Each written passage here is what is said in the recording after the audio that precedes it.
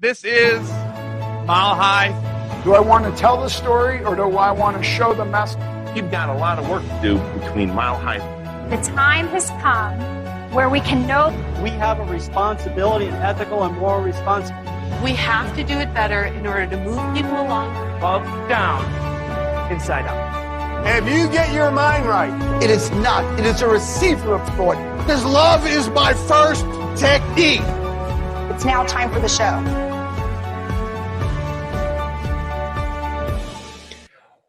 Welcome to the Mile High Podcast. Dr. Daniel Knowles, thank you for taking your valuable time to join us wherever you are listening or watching, whether it be on iTunes or Spotify, wherever you are around the world. We're glad to share with you from Mile High Altitude, and that's where we anticipate you will be rising up. Rise up to milehigh.com. We look forward to seeing you. Oh my God, Mile High 12. I can't believe it. We look forward to seeing you there.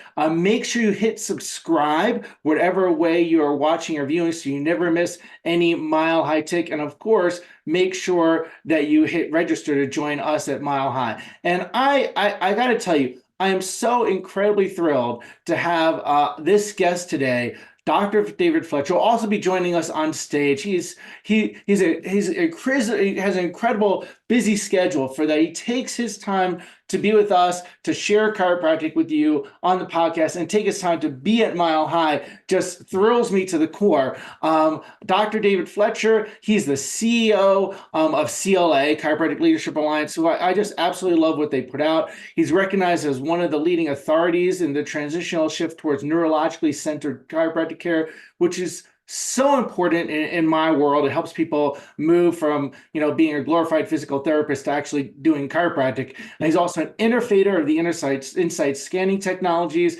which really places him at the intersection between today's technologies and the timeless principles of healing, being high touch and high technology.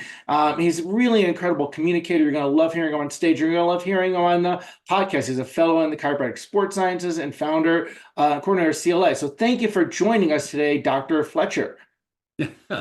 Wow, I can't wait to share with my friend Danny, but more importantly, I can't wait to share with those who are listening on the podcast, because one thing I've learned is that the right people are there at the right time.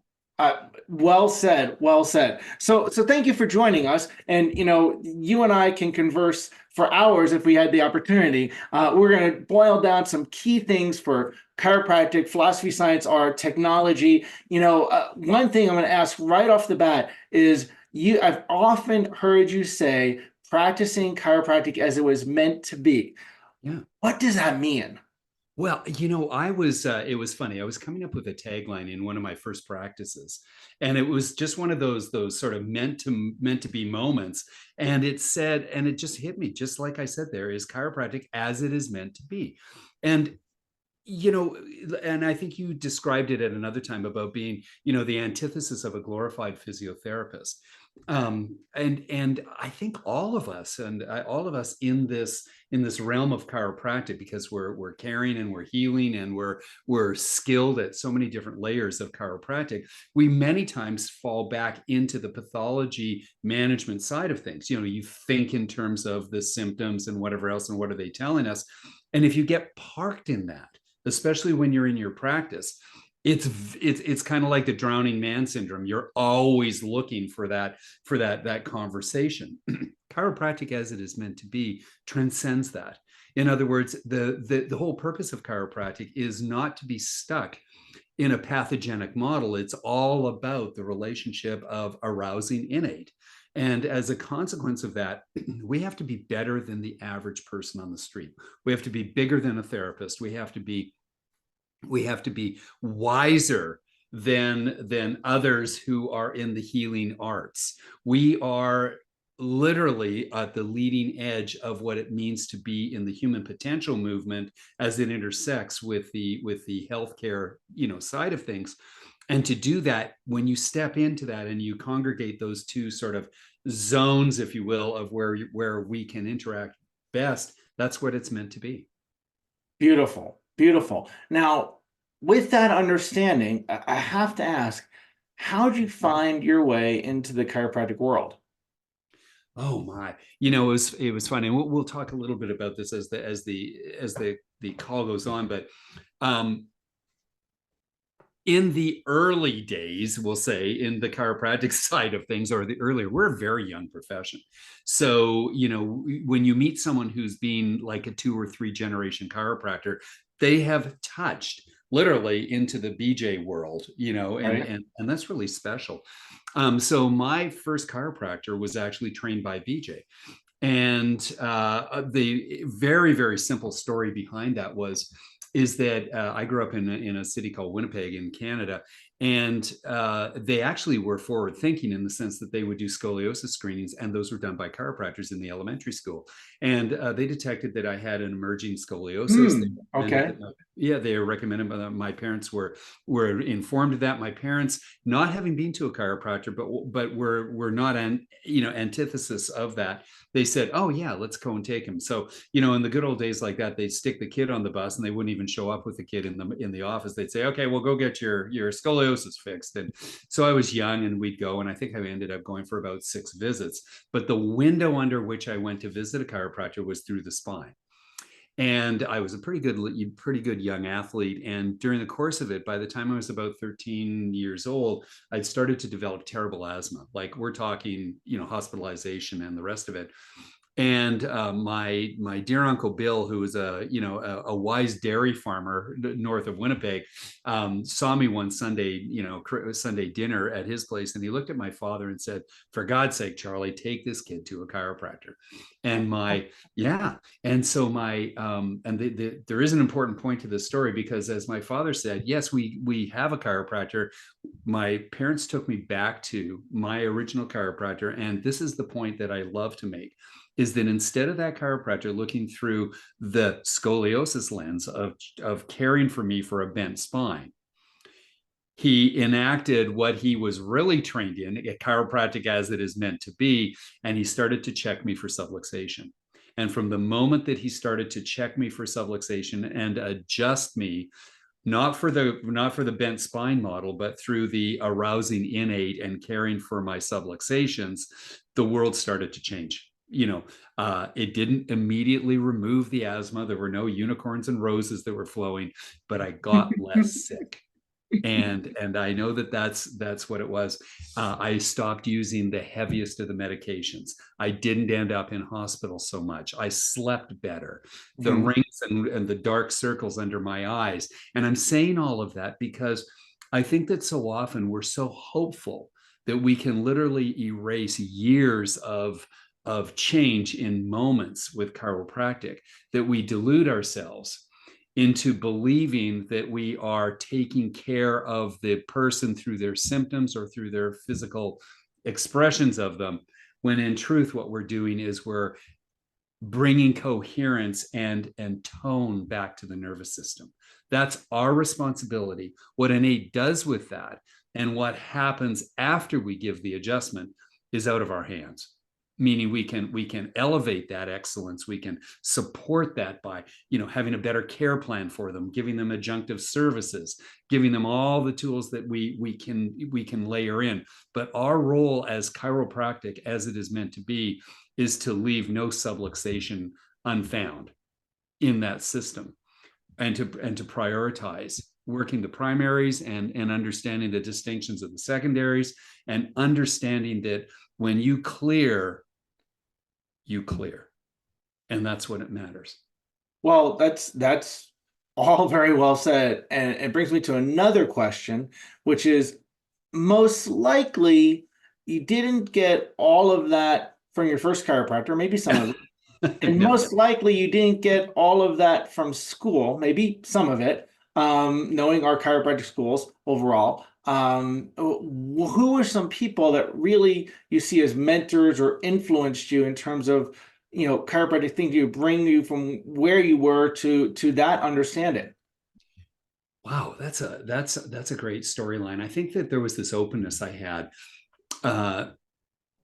I think let me share it with this one. I remember in the very early part of my career, like I'm talking within the first couple of months in practice, that and I hope everybody has that sort of intersectional moment of where you have to call yourself out for who you are and what it means. I remember driving into my practice, and I was in a rural community, and I pulled off to the side of the road, and I remember thinking, do I want to go into work and do the same thing? Because it was work at that stage. Do I want to go into work and do the same thing that I'm, doing right now? Or do I want to be a chiropractor? Because no, it's true. And because at that moment, I didn't even really know what chiropractic was, but what I'd been trained, I graduated and everything else with it, but I knew I didn't want to be a medical doctor. I knew I didn't want to be a physiotherapist. And my point of that whole thing is that I gave myself the latitude to say, I have to learn what it is to be a chiropractor. So I had to create some space. And that meant that I had to disassociate from a lot of the stuff that I had been taught. It was all important, like, the histologies and the pathologies for the educated, but I did not know how to arouse innate. And in that era, which I don't want to sound like I'm ancient, but in that early time, Parker seminars were the big story. In fact, they were the only story, as was DE. And so I said, if I'm going to learn what it is, I'm going to go out and be part of a bigger community. And so I ran into people that cared for me. They didn't know me from anyone, but Sigafus was a huge, huge influence to me. He and I got to know each other very, very well. In fact, we used to lecture together. When you sit at the right hand of Sid, you learn a lot. You learn to not look at his shoes, but they were, and I hope that this is what we find at Mile High, and I think that when you come across people like yourself and Donnie and myself and others, is that there's this openness to enrich other people in an individual basis. I think one of the things that I could say is that I probably wasn't as annoying as I thought I was, but I was present. If there was a conversation going on that wasn't necessarily, that was an openness amongst, 4 or 5 chiropractors standing in the hallway at these different things, I'd wedge myself in and I'd listen. And, I think I was very young, but very eager. And here was the one thing that came to me very quickly, was that although I had it in my mind, and I hope everybody is in the same one, that we can do whatever we want. In other words, I could have been a nuclear scientist if I wanted to be one. But I chose to be a chiropractor, so I wanted to be the best at what it is that I could be. I didn't want to be average. I wanted to be a leader. And if I was going to invest my life into chiropractic, I wanted it to be for the reason of changing lives and healing, but I wanted it to be in my life the defining thing. So there it was. There you go. That makes me think of another question, which is this. And I know my answer to this question, and I think I know your answer, but I think it'd be good for people to hear it from you, which is this. When you think of those people, and then you're presenting or you're creating the things you're doing with CLA, do you feel in your being, head, heart, that you don't want to let them down? Oh, absolutely. And I think that all of us are sitting there and imagining when we're, in our practices and giving an adjustment, would BJ be satisfied, with this one? And the answer would be yes, absolutely. If there's anything that I've learned through my reading and through the people that, like I said, my chiropractor was from the BJ era. You got this idea that once somebody, whether it was a patient or yourself, got into it, it was a community that would not let you down. And so the give back to that was we wouldn't let that down either. And I think that, like, if you take a look at CLA and you take a look at it being on, many people look at it as being a technology or a hardware company, and we're anything but that. We're associated with the movement of chiropractic, and we happen to have designed technologies that support that. So, when we build our technologies, we don't build them to scan for the purpose of scanning. We build them for scanning for the purpose of elevating chiropractors' certainty within practice. And that's the driving force. So our give back is to acknowledge what we have done, what path has led us to that point. I would never want to let down these pioneers. And that's a tough one to acknowledge, but I would never want to let them down. They were brutally honest about being chiropractors. Yeah, absolutely. And I think that all the time when I'm talking to a practice member, I'm adjusting a person, I'm putting on Mile High, I think, oh, what would Tom Gilardi do with this? Those things go across my mind all the time, and like, I'm hoping I'm living up to what they would want. I mean, I think that all the time. So, now you mentioned CLA. There's a whole list of things I want to ask you, but I would be remiss to not at this point mention about the Chiropractic Leadership Alliance, who I adored. I got to tell you the truth. You'll find this funny. I don't think I've ever mentioned this to you. And it was before I had a bigger understanding. When I was in chiropractic school, there was some point where I thought EMG and the insight technologies, I was like, I don't want to learn that. It has to do with muscles. It's mixing. There was a point where I thought that, Absolutely. And then I learned more. I got Patrick Sentempo gifted me an Insight subluxation station and invited me to Total Solution. And then I was like, oh, I had no idea what this was. So, and it's a heart of what I do. It's part of what I teach. It's what I tell people to do with network spinal. It brings so much depth to my practice, as well as the other technologies. So can you share a little bit about why scanning with any and all of the technologies that are part of the Insight are vital? I mean, that was a broad question, but. No. I think it's perfect because it dovetails exactly what you said. The original founders of CLA, or two of my closest friends, were Patrick Sentempo and Christopher Kent. And Christopher, especially, obviously, he's a legend. But he, wrote the definitive paper at the time, which was the definition of the subluxation through what he referred to as the 3D model. That was his original one. And he added a fourth D, which was disafferentation. And so it began with this model of saying that you can analyze the subluxation through dyskinesia, through dysautonomia, through dyskinesis, and through disafferentation. And to do that, there was a specific instrument which would look at those different aspects. So dyskinesia, they would do inclinometry to look at the range of motion. Dyskinesis, which is what you were saying, is the neuromuscular relationship, looking at the tone of the motor nervous system. And dysautonomia at the time was through thermography. As time went along and the subluxation station, which was the congregation of those technologies, it kind of has evolved to where we are today. The Insight, as it's known, which is the technology bundle, but the Insight really focuses on disafferentation, dysautonomia, and dyskinesis. And the only reason we took out, and we didn't take it out because we still have a fabulous inclinometer, but we didn't shine a light on dyskinesia, was that dyskinesia can be analyzed or observed in many, many different ways. And it's rather a generalized approach. It's not necessarily neurofunctional dyskinesia. It's an end product of it, but it doesn't analyze it. So what we do now is that we have a foundational element, which is heart rate variability as it's collected through our one instrument. It's actually a neurological autonomic station, which is called the Neuropulse. It's checking temperature, and it's checking heart rate, and it's checking galvanic skin response to ensure that those autonomic functions are working. We determine coherence of the autonomic nervous system with that instrument. We then localize autonomic function to the spine with the thermographic scans, and then we take an EMG study, which then allows us to look at this reaction within the gravitational fields of how a person's spinal column is actually relatable to the subluxation. And Danny, as we just sort of take that down, the intent is always to identify to the locality of the subluxation, but most importantly, to the totality of the impact of the subluxation, wherever it is in the system, on the processing of the core neurology.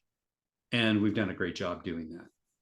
And it's vital. I cannot emphasize enough that chiropractors, one, make sure you're testing your practice members in some kind of objective measure, and there's many objective tools you can use. I have an array I use, and I also suggest you do them with as wide a range of objective indicators as you can, so you don't have just one thing you're looking at. That's one of the things I love about the Insight, is that there's a wide range of indicators, and you can certainly add other objective indicators. But in addition, doing that, I cannot recommend enough, doctors of chiropractic, to actually check your own spine and nerve system with a wide range of objective indicators. We were talking about this a little bit before we hit record. Can you speak to that a little bit, David, about people assessing themselves? Yeah, absolutely. And just before we go there, I just want to always acknowledge this.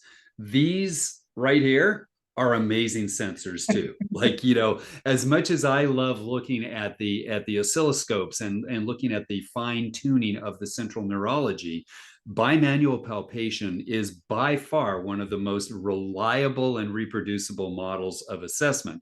So I love by hand, however you choose to assess and adjust. Don't forget, these work really, really, really well. Absolutely. Yeah. Look, one of the things, actually, I'll add to that. Yeah. These will get better if you use some kind of objective indicators. Oh, no question. Right. But these are objective, not subjective. And I do, and that's really important we say that. It's almost a tragedy that many of the people who I'm meeting at these conferences will generally have a booth, or we'll have some type of demonstration of them, and so our technology will be there, and I'll be standing watching my reps take a look at and introducing it to different people. But I'll stand by, and we'll get chiropractors themselves to take a test, an HRV test, or we'll do a thermography test or something to them. And I have to share with you that some of the worst scans that I see are on the doctors themselves. And I think that speaks to what we said is that, to give, to love, to do, and to serve, which is sort of our model of being in the game with chiropractic. It demands that you take care of yourself. And we typically, either through laziness or I'm not worthiness, put ourselves at the back end of the bus instead of the front end of the bus for being checked and adjusted. And it's tragic because chiropractors know better, and they don't take the steps for it. And you and I have had this on a personal basis conversation where you challenge me and I challenge you to say, if we don't take better care of ourselves, then where is the disconnect that we're teaching? But more importantly, we're not going to be as bright or as relevant as we want to be when we're 110. So that's the deal. And I'm guilty of this, and I'm interviewing you, but I'll share this story because I think it's vital to this conversation, which is, many people know, not everybody, but I had some significant health challenges about 5 years ago. I don't need to go into them right now, but they were scary, like near death kind of things. And I went back and looked and said, oh, I wonder how my nerve system was doing during that. And I went back and looked at my, HRV on this. I was like, wow, it was awful for like 2 months. I was like, and I did not pay attention to it. And let alone, this is not as good a tool by far as the Insight. And I was like, wow, I don't think I had gotten my own nerve system scanned in like 2 years or something. And like, if these things are important, we're telling patients how important it is to do your re-exam. If we're not just doing re-exam for a sale, if we're doing it because it's like vital for caring for a person, we actually think this chiropractic principle works, philosophy, science, and art, and why aren't we checking ourselves? So often we'll ask, well, how often do you get adjusted? But how often do we say, people say weekly or some amount, but how often do you actually get scanned, assessed? When was the last time you had an x-ray? Like if those tools, then why are you not testing yourself? Absolutely. And, I encourage people who are listening here, if you have the Insight, absolutely book yourself in for an update scan this week, the week you're listening to this. But, heart rate variability, as you said, can be on a wearable, and you can do some identification to see whatever trends you're working with. But to benchmark it against a very specific controlled examination test, like on that, and then blend it with thermography as well as the EMG, you need to be doing that at least quarterly. you know, and I mean, that's an at least. I would recommend at least every 6 weeks. And if you're not doing that, then is it really important for your practice members? If you really think it is, why aren't you doing it for yourself? Like, why aren't you getting on the table you adjusted, get an objective measure? And so, it's vital. So, I got to ask you this because you showed up for the interview prepared, meaning you have the Mile High shirt on that we sent you. So, now with that, you've spoken at Mile High. I can't 2-3 times. I think I had you speak at the second one or something. Maybe it was the first one. No, it was the second one. And one time you got to present to a lightning ovation. It was in thunder. So, what do you enjoy about being at Mile High? Well, as we were sort of doing a pre-roll here and the rest of it, the thing about Mile High more than anything is that there's tons of new blood that comes in. It's not just a recycling of the OG. It's actually there's actually a lot of new blood that comes in. There's an and and a but to that, and it's good to see the new, but the relationships that I have built through the Mile High community are massive. I get a chance to check in with people that I don't get a chance to see all the time. And so for me, that's part of it. I will say that the stage is so inviting there. Yes, the stage presence, but the room that we're in and the people that are in the room bring the best out of me. And that's one of the reasons that I'm there. I have this confidence that I can move the needle, but I also feel safe and enriched so that I can tell them the stories as I want to. And I think that as a presenter, and I'm on the stage as often as anyone, I think I give my best at Mile High because it brings out the best of me.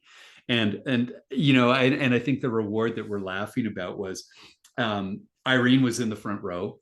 And that's what I mean. I mean, you get to be critiqued by legends, and so I read pressure on a little bit. Yeah, no kidding. and so the thankfulness is that they're all my friends, and then we're in there, and it's a big room. There was hundreds of people in the room, and all of a sudden I'm right at that moment of where I'm talking about the principle, and I'm right about the fire and brimstone, and the lightning hits something and the lights flicker, and it's just like this, and the whole room erupts into this whole relationship of the power is on. It was lightning and thunder, and it was like, what happened? Fire and brimstone, my tell. Yeah, I mean, you brought the fire. Yeah. So now another phrase you say, and I heard it several times during this episode here, and I don't hear too many people use it, but it's a beautiful phrase, arousing innate. So Can you say something about that and what you mean? Because I think it will help many listeners. I think that all of us have a responsibility to become familiar not only with the Green Books, but with Stevenson's textbook. And the reason that is so important is that Stevenson was the chronicler. He was the scribe, and he was a very brilliant scribe. But, as early as 1927, when they were putting down and they were codifying what chiropractic meant, there was a lot of diversity. I mean, don't forget, they were just, when I say making it up, they were in the evidence-informed world of where they were listening to patients. They had the big idea and they were trying to enact it, but they were still young in the game. They didn't have a whole bunch of data sets, as many as we have, obviously, of what it really meant to expect as a chiropractor. And in the process of that, Stevenson basically, and I'm paraphrasing here, but basically said that you could boil down the whole rationale as to what chiropractic, was for and what it accomplished in 2 simple words, which were that the purpose was to arouse innate. And, the simplicity of those 2 words put together really speaks to the elegance of what chiropractic is meant to be. And I mean that because you can get caught up in the necessities at times of looking at the pathology that's in front of you and being a doctor as Fred would talk about. But the realities is that when you give an adjustment, the intent behind it isn't to fix the relationship of that body as it is in gravity and the different forces. It's to give the nudge that is necessary so that innate can express itself. And the reason I love the idea of arouse innate is that many times we fall into this idea philosophically of pathologizing what a subluxation is. It's a problem. It's an obstruction to the nervous system. There's a vertebral connection to the whole idea. They're not subluxations, they're vertebral subluxations. So there is a relationship to a pathology or an out of syncedness that's there. But the intent is very clear with Stevenson, is that we are to find the way in which we can interact with that, whether it is by hand or by light touch or by field management, to connect with that person innate to innate, and then find a way to engage innate in them and elevate it, give it a nudge. And if that means in your skill sets to remove a physical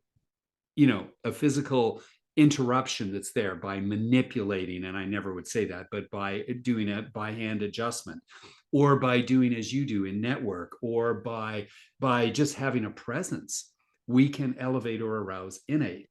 And we need to recognize that having a nice word and otherwise is not arousing innate to the point of where it's going to have stickiness. We need to adjust the tone of the nervous system so innate can express itself on a clear and coherent basis. And it's so freeing, Danny. And it's not this abdication of responsibility. It's not like, oh yeah, that's all I do. I just go in and adjust. But it is, there's a responsibility that's beyond anything else in any healthcare providership, when you accept that your role is to not let anyone off the table unless they are clear to the ability that you can match that on that day. When I held myself accountable to that, my practice was unstoppable. It was unstoppable. And, I think that most people listening to this podcast either desire that or have experienced that. It takes us into this realm that you can't even come close to replicating on a I would say an informed basis. It's transcendent. And exactly what I mean by that. Yeah. Is that you can't wait to wake up at 4 a.m. in the morning to go to practice so that you can arouse innate. Right. You may not know this. It's a little Danny Donnie story moment. Okay. You may not know this, but it goes along with what you said. Donnie, I've heard him say this a number of times, and to me, one-to-one and also in seminar presentations, he said there was a point in practice where he did DTG. He had learned with Pierce. He'd studied with Pierce, DTG and NCM, because he also studied upper cervical, and he was an upper cervical practitioner originally. So he did a DTG, NCM, toughness lens, and there was the network technology. He devised at one point his own network instrumentation, which was an Atlas Fossa reading that was the NA606. It was a network analyzer. So he used the DTG, the NCM, the toughness lens, and this network analyzer. And he didn't let the person go until they were clear on all of those. Yeah, absolutely. And that was his bar, which, obviously helped him develop things and helped his hands get a little bit better. Well, probably a lot better, You think? which is having accountability. It's having accountability. Donnie and I have intersected over the years, and we've become, we've become very close. And never close enough, though. You never have enough time with a wizard. But I must share for the sake of this podcast. He invited me, and he was very clear with it, to one of the I don't even know which level he was teaching, but it was a very invitational level of training that he was doing, and he was very clear in the most invitational way. He was very clear. He said, listen, people that aren't in this hood don't get in this room. And And he said, but I'm inviting you in here because I want you to share some things. So I spoke with the group that was there. And then Donnie said, all right, David, it's your turn now. You get up on stage. And so he started to train me up on there, and he started to have that wizardly, but people that are in, like the Dalai Lama, they start to be, in this hilarious laughter mode when they're absolutely in the zone, right? Like they're transcendent in the whole thing. So anyhow, he's in training me, and he's moving me around on this table as if I'm a puppet on a string, right? and I am not, like, I love being in train, but that's not my form of adjusting. It's not that's not the practitioner model I take or get, but I adore it. I have to share this with somebody, but anyhow, at the end of this, and for probably 5 days, if it wasn't 5, it was 4 days afterward, I have never had such clarity in my cognition, and I have never been in as creative a mode. I would crave that at any time. But it was such clarity, and I have built from that, and this goes back to what it was, is that in the mastery that when you get a chiropractor like Donnie or like yourself or like myself, and I hope like everyone listening here, is that when you impart an opportune moment to arouse innate, you have no idea what parameters are on that. It is transcendent to the creative.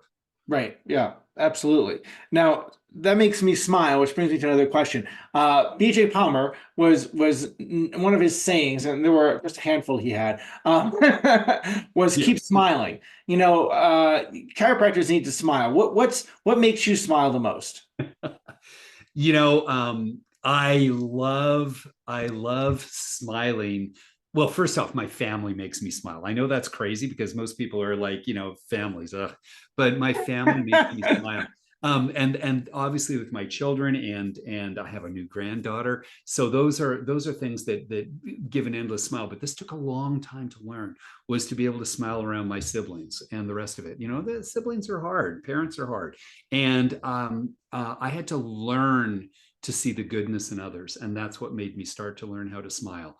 And I know that should be innate and it should be responsive. Always a good joke and always a good prank make me smile. But when it comes down to what matters, it's that you have to make a conscious decision to not go to the dark side to get the smile out of you. And that's why but I think that's what BJ was always saying is, keep smiling. Don't be an idiot about the whole thing, but just remember it's a conscious choice to see the hopefulness in everyone. I love that. I love that. Well, I could talk to you for hours, and I would like to just ask you this: what wisdom, what final words of wisdom would you like to impart at this moment to our listeners? You know what? If you're listening to this as a chiropractor or as a student who's about to become a registered chiropractor, you became a chiropractor long before that. Understand this is that the breadth and length of your career is linear, but the depth of your career is nonlinear, meaning that there is so much that you can touch into if you allow yourself. And what I mean by that, there are no barriers. This is the one profession that allows you to be you and challenges you to be someone else. It is an amazing journey, and it's a long way from over for you and I, but it is so rich and is so capable. And the outcome of that is that it is infinitely abundant. It's ridiculously abundant. The life that I get to lead, the experiences that I get to have are almost unlimited, because if money is part of the actions that you have to earn to take you to these new experiences, chiropractic is the path that is so enriching. Yeah, it's unbelievable. So well said. So I'm surging forward, visualizing forward of Dr. David Fletcher on stage at Mile High. It's been a few years since you've been there, and I have anticipation about it because I always love what you share because I share so many of the values with you in terms of assessing practice members. So I'm so thrilled to have you and CLA there again for Mile High 12. And I got to thank you again for leading a movement in terms of chiropractic. And it's such a wonderful gift to have you really elevate practice members. Doctors' certainty. Well, and practice members' certainty. And practice members. And practice members' certainty. Because again, there was a phrase that when I heard Sentempo say years ago, Patrick Sentempo, he said, chiropractors selling a product that they don't know they're delivering, or something. It was when he said that, it was like a cold water being splashed in my face. And that's really a lot of what CLA is doing for people in certainty and for the practice member certainty. So I want to thank you for that. Oh, you're so welcome. And, the opportunity to reach out to more chiropractors through even just a conversation like this, but, from a stage in Denver, that is my mission. That is my passion. And so my goal is to bring my very best on that stage, and we're going to see what happens. I don't know if there'll be lightning and thunder again, but maybe there will be. You just never know. I'm going to be channeling that. Well, again, thank you so much for all the gifts that you give to the profession, and thank everybody for enjoying the Mile High podcast. And make sure you hit subscribe. Okay. Yes. And make sure you hit register at riseuptomilehigh.com. You want to be there in September. We look forward to seeing you, your team there. And thanks again for your contributions to chiropractic, Dr. David Fletcher. Keep changing spines, minds, and lives with chiropractic.